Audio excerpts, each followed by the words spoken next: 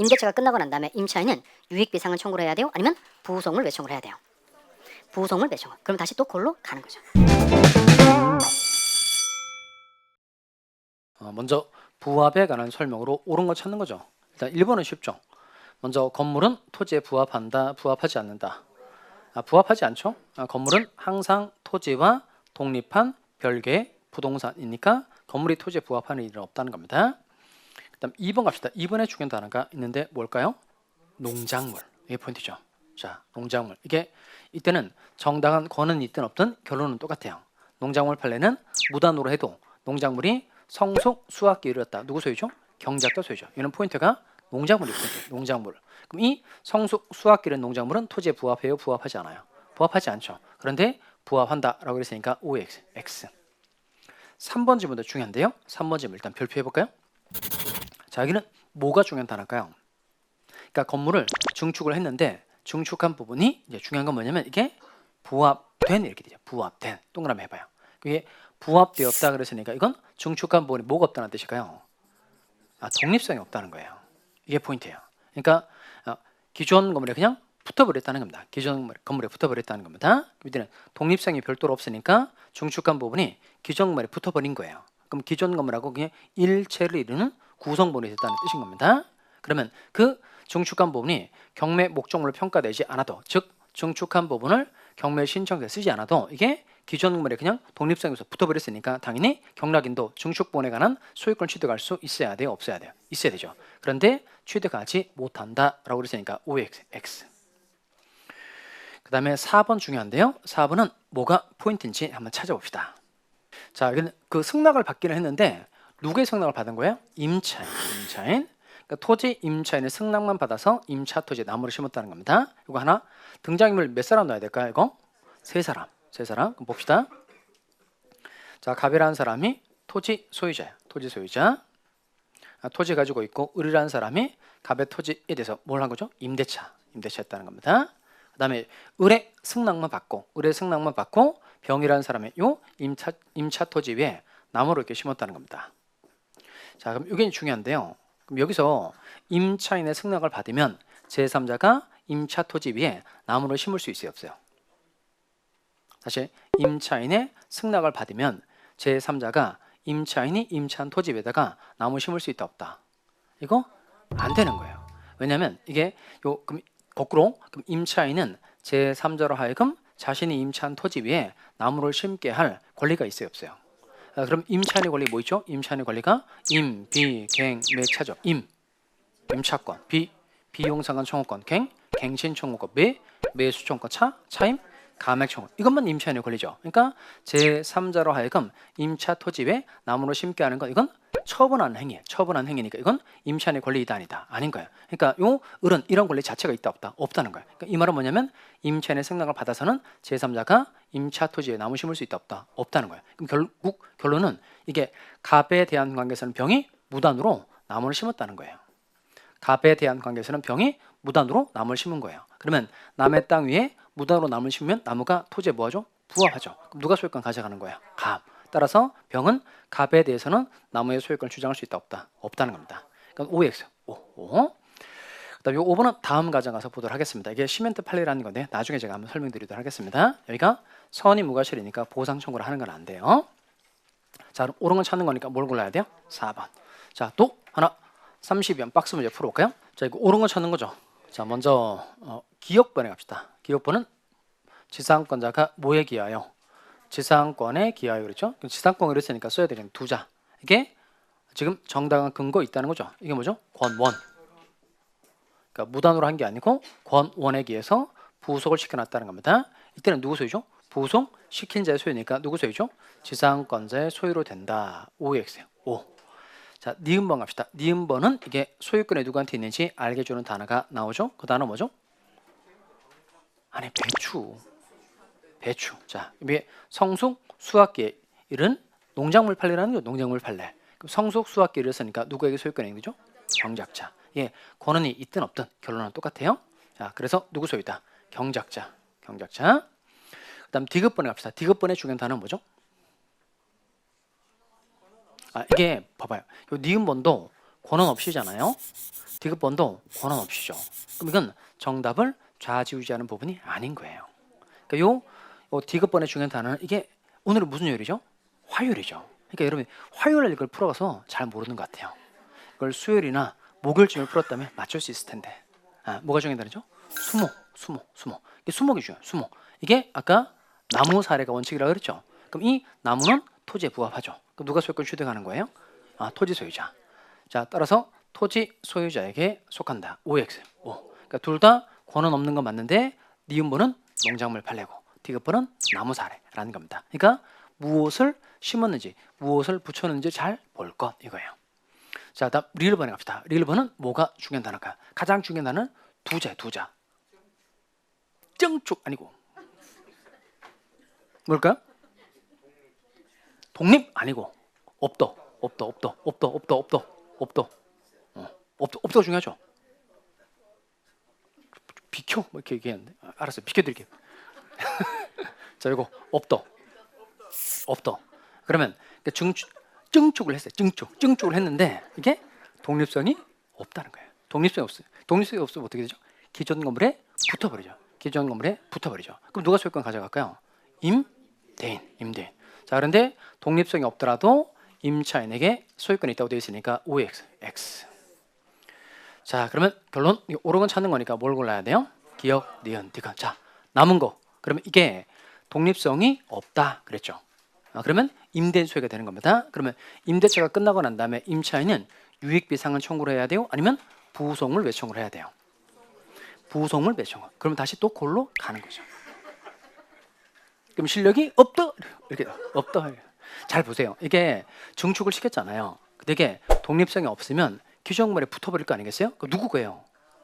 임대인 거잖아요. 그럼 이때는 임차인이 내가 객관적 가치를 증가시킨 돈을 달라고 말하는 거죠. 이게 부송을 외청구가 되려면 이게 임차인 소유가 돼야 돼요. 임차인 소유가 됐을 때 임대인 보고 네가 살아 이렇게 청구를 하는 거예요. 그러니까 독립성이 없으면 기존 건물에 붙어버리니까 임차인은 임대차가 종료한 다음에 어떤 권리를 행사해야 된다? 유익비 상환 청구권 행사해야 된다는 겁니다. 아시겠죠? 자, 시효 취득할 수 없는 것은 그러세요. 자, 첫 번째 뭘 골라야 될까요? 저당권 이거 돼야 안 돼요? 안 된다 그랬죠. 아까 점유가 저형할 때 저당권 이거 취득시효 돼야 안 돼요? 안 되죠. 답 골랐고 그다음에 요 지역권은 아까 소지지 전질 요 지역권도 취득시효 되기는데요. 대신 여기 계속되고 표현된 것에 한해서만 취득시효 된다는 겁니다. 계속되고 표현된 것에 한해 취득시효가 가능해요. 그다음 지상권도 되죠. 옆에다가 하나 더 써놓을까요? 전세권. 전세권도 취득시효 된다 안 된다? 된다는 겁니다. 그다음에 4번에 갑시다. 국유재산 중에서 요 일반 재산은 돼요. 일반 재산. 그러니까 일반 재산은 과거에 잡종재산이라고도 불렀어요. 국유 일반 재산 취득시효 된다 안 된다? 된다는 겁니다. 그다음 성명 불상자의 소유. 불상이라는 건 잘 모르겠다는 겁니다. 이름이 누군지 모르는 토지. 당연히 취득시효 대상이 될 수 있다 없다? 있다는 겁니다. 자, 그래서 정답은 몇 번이죠? 1번. 해석이 좀 필요한 부분이 많은데요. 먼저 점유 취득시효라고 그랬으니까 이게 조문이 하나 써놓을까요? 245조 1항 245조 1항 이 정도로 좀 기억합시다. 점유 취득시효가 245조 1항이다. 이거 먼저 1번 시효 취득자는 그랬죠? 그럼 시효 취득자는 이건 취득시효를 다 했다는 거예요? 시효만 완성했다는 거예요? 시효만 완성했다는 겁니다. 시효 완성자, 시효 취득자 같은 말이라 그랬어요. 그럼 시효 취득자는 취득시효의 완성으로 바로 소유권 취득할 수는 없고 맞죠? 무엇을 해야 소유권 취득하죠? 등기. 등기해야 소유권 취득하니까 뭐가 생길 뿐이다. 소유권 이전 등기 청구권이 발생할 뿐이라는 겁니다.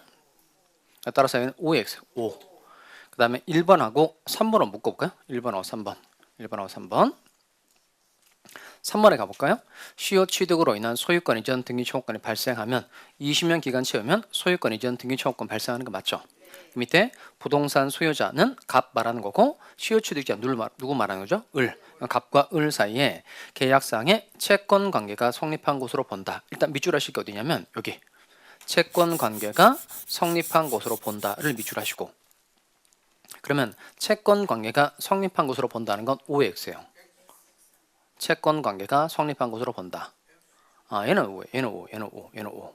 그러니까 지금 요 갑이 토지 소유자고 을이 취득쇼를 완성시킨 거예요. 그러면 취득쇼 완성을 원인으로 을은갑에게 소유권 이전 등기청구권 발생하죠. 그럼 이 소유권 이전 등기청구권이라는 게 을이라는 사람이 갑이라는 사람에게 일정한 행위를 해달라고 요구하는 거니까 물권이에요, 채권이에요. 채권. 그러니까 당연히 갑하고 을 사이에 채권 관계 성립한다는 건 O예요. O. 근데 중요한 건 뭐냐면 이때 등기청구권이 발생하는 건 맞는데 등기청구권의 발생 원인은 법률 행위예요, 법률 규정이에요. 법률 규정이에요. 그 법률 규정이 몇 조죠? 187조. 그럼 또 그걸로 가는 거죠.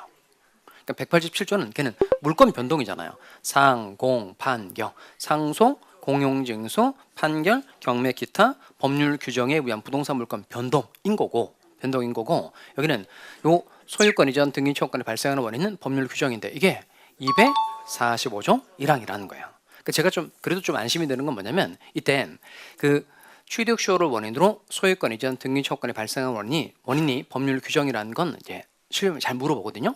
근데 그 수강생들이 이 법률 규정을 187조로 잘못 알고 있다는 걸 출제하는 사람이 아직 몰라요. 그게 좀 안심되는 거예요. 245조 1항인데 수험생들이 187조로 잘못 알고 있다는 걸 출제하는 사람이 아직 모르고 있어요. 그러니까 그 부분 제가 좀 안심이 되긴 하는데 그래도 확실하게 좀 알아두시기 바랍니다. 187조는 법률 규정에 의한 부동산 물권 변동, 물권이 발생하고 물권이 변경되고 물권이 소멸하는 걸 말하는 거고 여기는 등기청구권이 생긴 거니까 등기청구권의 발생 원인은 법률 규정인데 이게 몇 조라고요?